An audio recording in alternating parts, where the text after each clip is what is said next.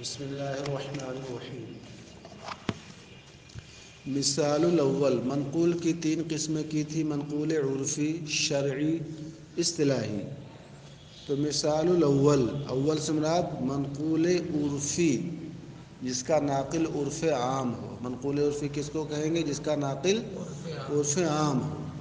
اول یعنی منقول عرفی کی مثال کا لفظ دابتی، دابتن کا لفظ ہے، وما من دابت فی الارض، جیسے دابہ کا لفظ کان فی الاصل موضوعا لما یدب علی الارض، دابہ ایک لفظ ہے جو اصل میں وضع کیا گیا تھا کس کے لیے؟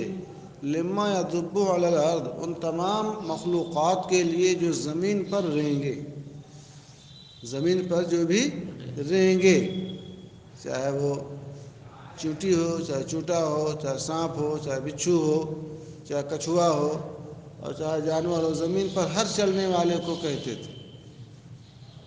بازی میں آگی، ہر چلنے والے کو کیا کہتے تھے؟ دابہ کہتے تھے۔ اصل میں وضع کیا گیا تھا لما یدب علی الارض کے لیے۔ ثم نقلہ العامۃ للفرس اور لذات القوائم الاربع، پھر عرف عام نے اس کو نقل کر لیا کس کے لیے؟ گھوڑے کے لیے، کہ اب دابہ ہر زمین پر چلنے والے کو نہیں بولیں گے بلکہ کس کو؟ گھوڑے کو کہیں گے۔ اور لذات القوائم الاربع، قوائم اربع چار پیر والے، چار پیر والے جانور، جیسے بیل ہے، بھینس ہے، ہاتھی ہے، اونٹ ہے، سمجھ میں آ گئی بات؟ دو پیر والی مرغی ہے، مرغا ہے، بطخ ہے، دو پیر والے کو نہیں بولیں گے، اس کو بولیں گے چار پیر۔ مرغی کے کئے پیر ہوتے ہیں؟ دو ہی نہ ہوتے ہیں۔ تو آپ غور کریں، دابہ ایک لفظ ہے جو پہلے وضع کیا گیا تھا ہر زمین پر چلنے والے کے لیے، جو بھی زمین پر چلے پھرے، گھومے ٹہلے، مگر عرف عام نے اب اس پہلے معنی سے نقل کر لیا گھوڑے یا چار پیر والوں کے لیے۔ پہلا والا معنی متروک ہو گیا، دوسرا والا معنی کیا ہو گیا؟ مشہور ہو گیا۔ یہ منقول عرفی کی مثال۔ مثال الثانی، منقول شرعی کی مثال جس کا ناقل کیا ہو؟ شرع ہو، شریعت نے اس کو نقل کر دیا ایک دوسرے معنی کی طرف کا لفظ الصلاۃ۔ الصلاۃ کا لفظ کان فی الاصل بمعنی الدعا، یہ اصل میں یعنی لغت میں کس معنی میں تھا؟ دعا کے معنی تھا۔ لغت میں صلاۃ کا معنی کیا ہے؟ دعا ہے۔ ثم نقلہ الشارع الی ارکان مخصوصہ، پھر شارع نے، اس کا ناقل شارع، ارباب شرع، پھر شارع نے اس کو نقل کر دیا دعا کی طرف نہیں، مخصوص ارکان کی طرف۔ کس کی طرف؟ قیام ہے، قرات ہے، رکوع ہے، سجود ہے، قعدہ خیرہ ہے، خروج بسمعہ ہے، یہ سب ارکان جس میں پائے جائیں گے اس کو کیا کہیں گے؟ نماز۔ ایسی حیات کو بولیں گے، ایسی حالت کو جو ان مخصوص ارکان پر کیا ہو؟ مشتمل ہو، نماز اس کو کہیں گے۔ دیکھا، پہلے معنی کیا تھا؟ صلاۃ کا دعا تھا، اب دعا کو نماز نہیں کہیں، کوئی دعا مانگ لے بس نماز ہو گئی۔ بات ذہن میں آ گئی؟ بس کہ اب کس کو کہیں گے؟ مخصوص ارکان کو۔ مثال الثالث، تیسری یعنی منقول اصطلاحی کی مثال جس کا ناقل نہ شرع ہو نہ عرف عام ہو بلکہ عرف خاص ہو، مخصوص لوگوں کا عرف، جیسے نحویوں کا عرف، منطقیوں کا عرف، فلسفیوں کا عرف، صوفیوں کا عرف، کسی کا بھی مخصوص، کسی کی مخصوص اصطلاح۔ کا لفظ الاسم، جیسے اسم کا لفظ کانا فی اللغت بمعنی العلو، اسم ایک ایسا لفظ ہے جو لغت میں پہلے علو، علو کا معنی بلندی، کس کے معنی میں تھا؟ بلندی کے معنی میں۔ باز میں آگئی؟ مگر نحو کی اصطلاح میں جائیں گے تو اسم کس کو کہیں گے؟ تو نہیں کہیں گے نہ اسم بلندی کو کہتے ہیں۔ اسم ایسا کلمہ ہے جو معنی مستقل پر دلالت کرے۔ معنی مستقل کا مطلب جو اپنا معنی خود بتائے اور تینوں زمانوں میں سے کسی زمانے کے ساتھ مقترن نہ ہو، اس کو نہ اسم بولیں گے۔ فعل کا معنی لغت میں کیا تھا؟ کردن، کرنا، مگر نحو کی اصطلاح میں جائیں گے تو مطلق کرنا نہیں بلکہ ایسا کلمہ ہے جو معنی مستقل پر دلالت کرے اور تینوں زمانوں میں سے کوئی زمانہ اس میں ہو، اس کو نہ کہیں گے۔ دیکھا، اب دیکھو، اسم کا لفظ پہلے بلندی کے معنی میں تھا مگر اب نوح کی اصطلاح میں اسم اس کو نہیں بولیں گے، بلکہ ایسے کلمہ کو بولیں گے جو اپنا معنی خود بتائے اور تینوں زمانوں میں سے کوئی زمانہ اس میں نہ ہو۔ مستقل کا مطلب یہ ہوتا ہے جو اپنا معنی خود بتائے۔ حرف ہے اپنا معنی خود نہیں بتاتا جب تک اس کے ساتھ کوئی کلمہ لگایا نہ جائے۔ تیسرے کی مثال جیسے اسم کا لفظ ہے کہ لغت میں بلندی کے معنی میں تھا، ثم نقلہ النحات، ناہن کی جمع نحات ہے، پھر نحویوں نے اس کو نقل کر لیا ایک ایسے کلمہ کی طرف جو مستقل فی الدلالہ ہو۔ مستقل فی الدلالہ کا مطلب کیا ہے؟ وہ اپنا معنی خود بتائے، اپنا معنی بتانے میں کسی کا محتاج نہ ہو۔ غیر مقترنۃ بزمان من الازمنۃ الثلاثہ، ماضی، حال، مستقبل، ان تین زمانوں میں سے کسی زمانے سے وہ مقترن نہ ہو، یعنی اپنا معنی خود بتائے اور اس میں کوئی زمانہ نہ ہو، ماضی، حال، مستقبل میں تھے۔ سمجھ گئے؟ سمجھ آ گئی بات؟ تو منقول کی تین قسمیں ہوں گی، منقول عرفی، شرعی، اصطلاحی۔ منقول عرفی کی مثال دے دی، منقول شرعی کی مثال دے دی، اور منقول عرفی اصطلاحی کی مثال دے دی۔ جس کا ناقل عرف عام ہو منقول عرفی، جس کا ناقل شرع ہو منقول شرعی، جس کا ناقل عرف خاص ہو، اصطلاح خاص ہو تو اس کو منقول اصطلاحی۔ وَإِن لَّمْ يَشْتَهِرْ فِي الثَّانِي وَلَمْ يُتْرَكِ الْأَوَّلُ بل يستعمل في الموضوع الأول مرة وفي الثاني أخرى يسمى بالنسبة للأول حقيقة وبالنسبة إلى الثاني مجازا۔ لفظ وضع کیا گیا کسی معنی کے لیے، بعض دن میں آ گئی، اور پھر اس معنی سے دوسرے معنی کی طرف نقل کر لیا گیا۔ پہلا معنی ترک کر دیا گیا، دوسرے معنی میں استعمال مشہور ہو گیا، تو اس کو لوگ منقول بولتے ہیں۔ اور اگر لفظ کسی معنی کے لیے وضع کیا گیا پھر دوسرے معنی میں اس کا استعمال کیا گیا، پہلے میں بھی کبھی استعمال ہو اور دوسرے میں بھی کبھی استعمال ہو، تو اس کو یہ لوگ کیا بولتے ہیں؟ پہلے کے اعتبار سے حقیقت اور دوسرے کے اعتبار سے مجاز۔ اسد ایک لفظ ہے جو اصل میں وضع کیا گیا ہے حیوان مفترس، پھاڑنے والے جانور کے لیے، جیسے شیر کے لیے، مگر اسد، شیر کبھی کبھی بہادر کو بھی بولتے ہیں، اس معنی میں بھی استعمال ہوتا ہے، اس معنی میں بھی استعمال ہوتا ہے۔ تو اسد کا جو پہلا معنی ہے حیوان مفترس وہ حقیقت ہے، یہ اس کا حقیقی معنی ہے، اور جو بہادر، دلیر، باہمت انسان کو بولتے ہیں دوسرا والا معنی یہ مجاز ہے۔ بات سمجھ گئے کہ نہیں سمجھ گئے؟ تو کہتے ہیں وَإِن لَّمْ يَشْتَهِرْ فِي الثَّانِي، اور اگر لفظ دوسرے معنی میں مشہور نہ ہوا، وَلَمْ يُتْرَكِ الْأَوَّلُ، اور پہلا معنی ترک بھی نہیں ہوا۔ بعض میں پہلے میں کیا تھا؟ تو ایک لفظ ایک معنی کے لیے وضع کیا گیا، پھر دوسرے کی طرف نقل کیا گیا، دوسرے میں مشہور ہو گیا اور پہلا ترک کر دیا گیا۔ یہ کیا ہے؟ لفظ ایک معنی کے لیے وضع کیا گیا، پھر دوسرے معنی میں بھی اس کا استعمال کیا گیا اور پہلا معنی ترک نہ ہوا اور دوسرا معنی مشہور نہ ہوا، اس میں بھی استعمال ہو رہا ہے، اس میں بھی استعمال ہو رہا ہے، تو پہلے کو حقیقت اور دوسرے کو مجاز۔ وَإِن لَّمْ يَشْتَهِرْ فِي الثَّانِي وَلَمْ يُتْرَكِ الْأَوَّلُ، اور اگر لفظ دوسرے معنی میں مشہور نہ ہوا، وَلَمْ يُتْرَكِ الْأَوَّلُ، اور پہلا معنی ترک نہ ہوا، بس میں گی بل يُسْتَعْمَلُ فِي الْمَوْضُوعِ الْأَوَّلِ مَرَّةً، بلکہ پہلے معنی میں بھی کبھی استعمال کیا جائے، وفی الثانی اخرى، اور دوسرے معنی میں بھی کبھی استعمال کیا جائے۔ ٹھیک ہے؟ یسمى بالنسبۃ الی الاول حقیقہ، تو پہلے معنی کے اعتبار سے اس کو حقیقت کہا جائے گا، اور بالنسبۃ الی الثانی مجازا، اور دوسرے معنی کے اعتبار سے مجاز۔ سمجھ گئے؟ مثال کل اسدی، جیسے اسدن ایک لفظ ہے، بالنسبۃ الی الحیوان المفترس والرجل الشجاع، اسد کا لفظ جو ہے یہ وضع کیا گیا ہے حیوان مفترس، چیرنے پھاڑنے والے درندے کو حیوان مفترس بولتے ہیں، اس کے لیے وضع کیا گیا تھا۔ اسد اب بولتے ہیں کس کو؟ وہ بہادر آدمی کو بھی، کہ جیسے شیر بہادر ہے ایسے یہ بھی بہادر ہے۔ بس میں آگے اس لفظ کا شیر کبھی کبھی بولتے ہیں کس کو؟ اس کو درندے کو، اور کبھی کبھی شیر بولتے ہیں کسی بہادر کو، یہ شیر ہے، شیر ہندوستان ہے۔ تو اسد حیوان مفترس کے اعتبار سے، اور رجل الشجاع بہادر، دلیر، باہمت آدمی کے اعتبار سے، فہو بالنسبۃ الی الاول حقیقہ، ہوا کا مرجع اسد، تو اسد پہلے معنی کی طرف یعنی حیوان مفترس کی طرف نسبت کرتے ہوئے حقیقت ہے، وبالنسبة إلى الثاني، اور یہی اسد کا لفظ دوسرے معنی رجل شجاع بہادر آدمی کی طرف نسبت کرتے ہوئے کیا ہے؟ مجاز۔ تو اسد کا استعمال جب حیوان مفترس میں ہو تو حقیقت ہے، اور بہادر میں ہو تو مجاز۔ سمجھ گئے؟ فصل ان کان اللفظ متعددا والمعنى واحد، کبھی کبھی ایسا ہوتا ہے کہ کئی لفظ چند ہوتا ہے اور سب کا معنی ایک ہوتا ہے۔ انسان، بشر، سب کا معنی کیا ہے؟ ایک ہے۔ واضح میں آگی؟ ایسے ہی اسد، لیث، حارث، ضرغام، غضنفر، یہ سب چند الفاظ ہیں، سب کا ایک معنی ہے شیر۔ شیر کے لیے بہت سے لفظ آتے ہیں، اسدن بھی آتا ہے، لیثن بھی آتا ہے، حارث بھی آتا ہے، ضرغام بھی آتا ہے، غضنفر بھی آتا ہے۔ سمجھ رہے ہو؟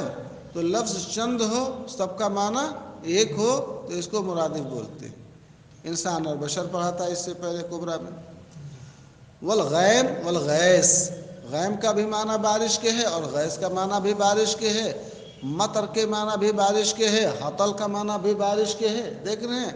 الفاظ کئی ہوں اور سب کا معنی ایک ہو تو اس کو مترادف بس میں گی، اور لفظ چند ہوں اور سب کا معنی الگ الگ ہو تو پڑھ چکے ہو، اس کو کیا بولتے ہیں؟ مترادف نہیں، متباین۔ کیا بولتے ہیں؟ یہ تو کیا تھا؟ لفظ مفرد ہو۔ اب مرکب کی، المرکب قسمان، مرکب کی دو قسمیں ہیں، احدہما المرکب التام، پڑھ چکے ہو مرکب کی دو قسمیں، مرکب تام اور مرکب ناقص۔ مرکب تام کی تعریف سنو، وہو ما یصح السکوت علیہ، مرکب تام وہ ہے جس پر سکوت صحیح ہو۔ سکوت صحیح ہونے کا مطلب یہ ہے کہ بولنے والا جب اس مرکب کو بول کر چپ ہو جائے تو سننے والے کو کوئی فائدہ، کوئی خبر، کوئی طلب معلوم نہیں۔ بات ذہن میں آگے؟ کیا زید قائم، زید قائم، یہ مرکب تام ہے۔ جب کسی نے کہا زید کھڑا ہے، بولنے والا بول کر چپ ہو گیا، آپ نے کیا سمجھا؟ اس سے ایک معنی سمجھا کہ زید کیا ہے؟ کھڑا ہے، بیٹھا نہیں ہے۔ وثانیہما المرکب الناقص، مرکب کی دوسری قسم کیا ہے؟ مرکب ناقص ہے۔ وہو ما لیس کذالک، مرکب ناقص وہ ہے جو ایسا نہ ہو۔ تو آپ سے جب کوئی پوچھے مرکب ناقص کسے کہتے ہیں تو کہہ دے جو ایسا نہ ہو۔ کیا کہو گے؟ مالا ایسی ہو سکوت والے، جس پر سکوت صحیح نہ ہو۔ بولنے والا بول کر چپ ہو جائے تو وہاں پر سکوت جو ہے، خاموش رہنا صحیح نہیں ہے بلکہ انتظار باقی رہتا ہے۔ ہم نے کہا غلام و زیدن، زید کا غلام، تو اب یہاں پر انتظار ہے، زید کا غلام کھڑا ہے کہ بیٹھا ہے کہ رو رہا ہے کہ ہنس رہا ہے کہ سو رہا ہے۔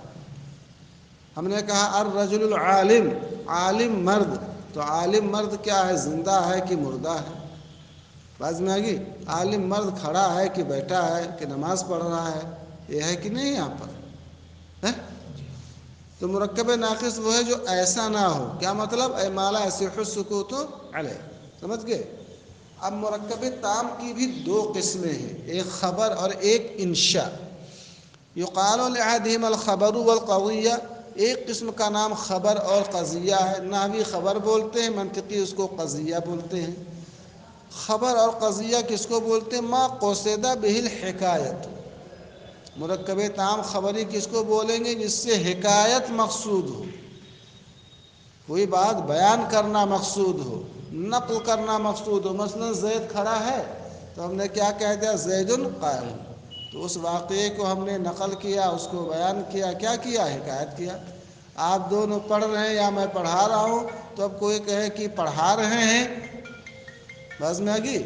تو خبر کس کو بولتے ہیں؟ ما قصد بالحکایہ، جس سے کسی واقعے کی حکایت، کسی واقعے کو بیان کرنا، نقل کرنا مقصود۔ مسجد میں پروگرام ہو رہا ہے تو کہتے ہیں مسجد میں پروگرام ہو رہا ہے، تو یہ خبر ہے کہ نہیں خبر ہے؟ چاند نکلا، کسی نے کہا چاند نکلا، خبر ہے کہ نہیں خبر ہے؟ جس سے حکایت یعنی کسی واقعہ کی حکایت مقصود ہو، وَيَحْتَمِلُ الصِّدْقَ وَالْكِذْبَ، اور وہ سچ اور جھوٹ کا احتمال لگ کے ہو سکتا ہے، سچ ہو سکتا ہے کیا ہے؟ جھوٹ ہے۔ وَيُقَالُ لِقَائِلِهِ إِنَّهُ صَادِقٌ فِيهِ أَوْ كَاذِبٌ، اور اس مرکب تام کے قائل کو یہ کہا جائے کہ وہ اس قول میں سچا ہے یا جھوٹا ہے. جیسے السماء فوقنا، آسمان ہمارے اوپر ہے، والعالم حادث، اور دنیا کیا ہے؟ حادث.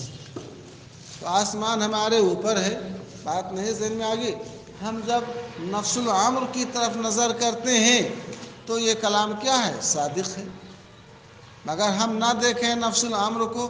مسجد میں پروگرام ہو رہا ہے، ہم نے نہیں دیکھا، آپ نے مجھ کو بتایا تو ہم کہتے ہیں ہو سکتا ہے سچ ہو سکتا ہے جھوٹ ہو سکتا ہے صحیح کہہ رہا ہو سکتا ہے غلط کہہ رہا ہو.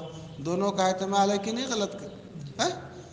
کیوں کہہ رہا مطبخ کے اندر جو ہے گوشت کٹا ہوا ہے، ہم نے نہیں دیکھا، تو یہاں پر یہ بھی ہو سکتا ہے کہ یہ سچ کہہ رہا ہو سکتا ہے کیا ہے؟ جھوٹ ہے. بات سمجھ میں آ گئی؟ فلاں جگہ پروگرام ہو رہا ہے، یا یوگی یا مودی اس قسم کا بولتے ہیں، ہو سکتا ہے صحیح ہو سکتا ہے جھوٹ ہے کہ نہیں ہے. کسی نے کہا چاند نکلا ہے، ہم نے چاند کو دیکھا نہیں، تو یہاں ہے کہ نہیں، کوئی کہتا پتہ نہیں صحیح ہے، کوئی کہتا پتہ نہیں جھوٹ ہے. رہتا ہے کہ نہیں رہتا ہے اس میں؟ تو آسمان ہمارے اوپر ہے، یہ بلا شبہ آسمان اوپر ہی ہے. مگر ہم جب نفس الامر کی طرف نظر نہ کریں، بالکل آنکھ بند کر لیں، محض اس لفظ کو دیکھیں، تو ہو سکتا ہے صحیح ہو اور ہو سکتا ہے کیا ہے؟ العالم حادث، دنیا حادث ہے، بلا شبہ دنیا حادث ہے. لیکن جس شخص کو عالم کے حادث ہونے کی دلیل معلوم نہیں، تو اس کے نزدیک ہو سکتا ہے کہ یہ صحیح کہہ رہا ہو اور ہو سکتا ہے کیا ہے؟ دلیل جب بتاتے ہیں تب نہ یہ صرف صحیح ہے جھوٹ نہیں ہے. مگر جس کو دلیل نہیں معلوم ہے وہ کیا سمجھے گا؟ صحیح کہہ رہا ہے، ہو سکتا ہے جھوٹ کہہ رہا ہے. بات سمجھ میں آ گئی؟ ہم نے کہا ہمارے جیب میں پیسہ ہے، آپ نے ہاتھ لگا کے نہیں دیکھا، تو ہو سکتا ہے کہ صحیح کہہ رہا ہو سکتا ہے جھوٹ کہہ رہا ہو. بات نہیں. جھولے کے اندر سانپ ہے، تب بورے میں سانپ ہے، ہم نے دیکھا نہیں، تو سچ بھی ہو سکتا ہے، کیا ہو سکتا ہے؟ جھوٹا ہو سکتا ہے. بات سمجھ میں آ گئی کہ نہیں سمجھ؟ زمین کے نیچے خزانہ ہے، گیس ہے، مٹی کا تیل ہے، پٹرول ہے، ڈیزل ہے. جب دیکھیں گے تب نا. نہیں دیکھا تو ہو سکتا ہے خبر صحیح ہو سکتا ہے کیا ہے؟ جھوٹ. بات سمجھ میں؟ اب ایک اعتراض ہے کہ لا الہ الا اللہ، اللہ کے سوا کوئی معبود نہیں، کوئی عبادت کے لائق نہیں. یہ ایک مرکب تام ہے کہ نہیں ہے؟ خبر ہے کہ نہیں خبر ہے؟ تو آپ نے خبر کی تعریف کی جو سچ اور جھوٹ دونوں کا احتمال رکھے، جس کے قائل کو سچا اور جھوٹا کہا جائے. یہ تو صرف صادق ہے، یہاں پر صدق اور کذب کا احتمال نہیں. اس کے قائل کو سچا اور جھوٹا نہیں کہا جاتا ہے. تو آپ نے کہا کہ خبر اس کو کہتے ہیں جو صدق اور کذب کا احتمال رکھے، جس کے قائل کو سچا جھوٹا کہا جائے. یہ تو صرف صادق ہے، یہاں پر صدق اور کذب کا احتمال نہیں. تو کیا یہ خبر نہیں ہے؟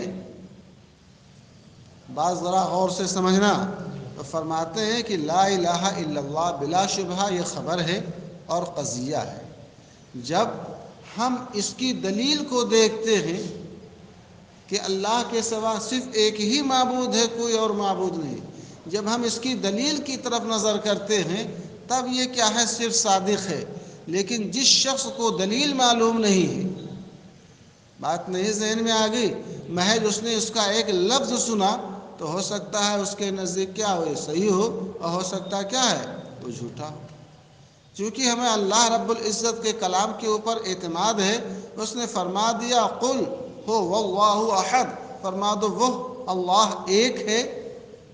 یا لا الہ الا اللہ قرآن میں ہے، وَإِلَٰهُكُمْ إِلَٰهٌ وَاحِدٌ فرمایا گیا. لا الہ الا هو الرحمن الرحیم، اللہ کے سوا کوئی معبود نہیں، قرآن نے فرما دیا. کلام اللہ پر ہمارا اعتقاد ہے کہ وہ سچ ہے. لیکن کسی کو یہ نہیں معلوم ہے کہ اللہ نے یہ فرمایا ہے. بات نہیں ذہن میں آ گئی؟ یا اللہ کے ایک ہونے کی دلیل نہیں معلوم ہے، محض وہ لفظ سنے گا تو وہ سچ اور جھوٹ دونوں کا احتمال رکھتا ہے کہ نہیں رکھتا ہے؟ تو خبر کی تعریف یہ ہے کہ خبر اس کو کہتے ہیں جو سچ اور جھوٹ دونوں کا احتمال رکھے، نفس الامر سے، دلیل سے صرف نظر کرتے ہوئے. بس میں گی مسجد میں کوئی پروگرام ہو رہا ہے، اب وہ کہہ رہا ہے پروگرام ہو رہا ہے اور میں دیکھ رہا ہوں، تو یہ تو صرف سچ ہی نہ ہے. لیکن ہم دیکھ نہیں رہے ہیں، صرف سنا وہ کہہ رہا پروگرام ہو رہا ہے، اور اس کو ہم نے نہیں دیکھا، تو سچ جھوٹ دونوں کا احتمال ہے کہ نہیں؟ تو لا الہ الا اللہ بلا شبہ خبر ہے، قضیہ ہے، یہ سچ اور جھوٹ دونوں کا احتمال رکھتا ہے محض اپنے لفظ کے اعتبار سے۔ جب تک ہم دلیل توحید کو نہ دیکھیں، اللہ کے وحدانیت کی دلیل کو ہم نہ دیکھیں، اور یہ نہ دیکھیں کہ کتاب اللہ قرآن کریم کے اندر یہ فرمایا گیا ہے اور اس کے واحد ہونے کی یہ دلیل ہے، تو یہ سچ اور جھوٹ دونوں کا احتمال رکھتا ہے کہ نہیں رکھتا؟ اگر یہ جو ہے دلیل توحید، اگر یہ لفظ ہی جو ہے، اگر یہ سچ اور جھوٹ کا احتمال نہ رکھتا، بات نہیں سمجھ میں آ گئی؟ تو دنیا میں کتنے لوگ ایسے ہیں جو اللہ کو ایک نہیں مانتے، معبود کو ایک نہیں مانتے۔ 360 بتوں کی پوجا ہو رہی تھی کہ نہیں پوجا ہو رہی تھی؟ نہ جانے کوئی پتھر کو پوج رہا ہے، کوئی سورج کو، کوئی پانی کو، کوئی کسی کو، خداؤں کے پجاریوں کا کوئی ان کی تعداد مقرر ہے؟ تو محض لفظ جو ہے اگر ایسا ہوتا تو دنیا میں جتنے لوگ تھے سب اللہ کو ایک ہی مانتے۔ اس کا مطلب یہ ہوا کہ محض یہ کلام اور اس کلام کے الفاظ جو ہے وہ کذب سے مانے نہیں ہیں، احتمال کذب سے مانے نہیں ہیں۔ احتمال کذب سے جو مانے ہیں وہ کلام اللہ ہے اور اللہ کے الوہیت اور اس کی وحدانیت کی جو دلیل ہے۔ بات دن میں آ گئی؟ قرآن نے خود فرمایا لو کان فیہما آلہۃ الا اللہ لفسدتا، اگر زمین و آسمان میں اللہ کے سوا اور معبود ہوتے تو دونوں کا نظام ایک نہیں رہتا، بلکہ دونوں کا نظام درہم برہم ہو جاتا۔ یہ کیوں رب العالمین نے دلیل پیش فرمائی؟ اگر محض لفظ جو ہے یہ صادق تھا تو اس دلیل کی کیا حاجت تھی؟ تو رب العالمین فرما رہا ہے کہ تم آسمان و زمین کا نظام دیکھو کہ مشرق سے ہی نکل رہا ہے، مغرب ہی میں ڈوب رہا ہے۔ بات سمجھ میں آ گئی؟ اگر چند معبود ہوتے تو کوئی کہتا کہ نہیں ہم مشرق سے نکالیں گے، ایک کہتا نہیں ہم مغرب سے نکالیں گے، دونوں میں جھگڑا ہوتا، پھر سورج ہی نہیں نکل پاتا۔ بات ذہن میں آ رہی ہے کہ نہیں ذہن میں آ رہی ہے؟ ایک ہی معبود ہے، اس لیے سب کا ایک نظام چل رہا ہے۔ دنیا کا جتنا نظام دیکھیں گے، بعض میں آگے کشتی جو ہے جب چلتی ہے تو وہ ایک ہی سمت پر وہ چلتی ہے۔ اگر دو ہوتے تو کوئی چاہتا ادھر چلے، کوئی چاہتا وہ ادھر کھینچتا، وہ ادھر کھینچتا۔ بات ذہن میں آگئی؟ سورج روشن ہے، دو ہوتے تو کوئی کہتا کہ روشن ہے، کوئی کہتا نہیں روشن نہیں رہے گا۔ پہلے رات آتی ہے پھر اجالا آتا ہے، ایک نظام چل رہا کہ نہیں چل رہا؟ چند معبود ہوتے تو اس کے برعکس ہوتا کہ نہیں ہوتا؟ تو میں یہ کہنا اعتراض کر رہا ہے کہ ہمارا قول لا الہ الا اللہ قضیہ ہے اور خبر ہے، اور قضیہ خبر کہتے ہیں جو صدق اور کذب دونوں کا احتمال رکھے، مع انہ لا یحتمل الکذب، حالانکہ لا الہ الا اللہ یہ جھوٹ کا احتمال نہیں رکھتا ہے۔ تو اس کو جب قلت مجرد اللفظ یحتملہ، لا الہ الا اللہ کا صرف لفظ دیکھو، لا الہ الا اللہ کا صرف لفظ دیکھو تو یحتملہ ای یحتمل الکذب، لا الہ الا اللہ کا صرف لفظ یہ جھوٹ کا احتمال رکھتا ہے۔ وَإِنْ كَانَ نَظَرًا إِلَى خُصُوصِيَةِ الْحَاشِيَتَيْن، بس میں گی حاشیتین کون ہے؟ ایک الہ ہے اور ایک اللہ ہے۔ حاشیہ بولتے ہیں کنارے کو، مبتدا اور خبر کو، موضوع اور محمول کو، کلام کے دو رکن کو، دو طرف کو، موضوع محمول مبتدا خبر، مسند مسند لے، تو کہتے ہیں اگرچہ حاشیتین یعنی الہ اور اللہ، مسند مسند لے مبتدا خبر، اسم و خبر، حاشیتین کی خصوصیت کی طرف نظر کرتے ہوئے وہ کذب کا احتمال نہیں رکھتا۔ بات ذہن میں آ گئی؟ وَيُقَالُ لِثَانِي الْقِسْمَيْنِ الْإِنشَاء، مرکب تام کی دوسری قسم کو کیا کہا جاتا ہے؟ انشاء۔ والانشاء اقسام، الانشاء کی بہت قسمیں ہیں، امر ہے، نہی نہی ہے، تمنی ہے، ترجن ترجی ہے، استفہام ہے، ندا ہے۔ نو کی کتابوں میں پڑھا ہوگا، اس طرح انشاء کی نہیں ہے؟ فصل ارب المرکب الناقص علی انحائن، نحو کی جمع انحاء، اقسام کے معنی میں مرکب تام کی دو قسمیں ہو گئی، خبر اور انشاء۔